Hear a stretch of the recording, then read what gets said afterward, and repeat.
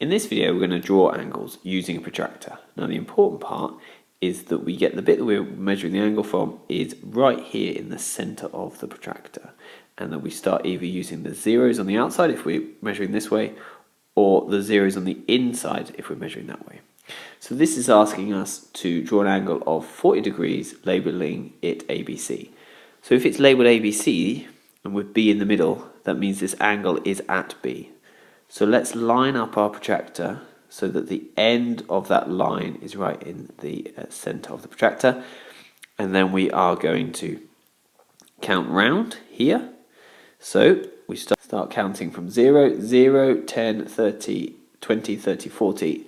So let's make a mark here. Okay, take away our protractor and now draw a line from B over to there. There we go, through that point. And now it wants us to label it. So we can label this part C, and this angle here is 40 degrees.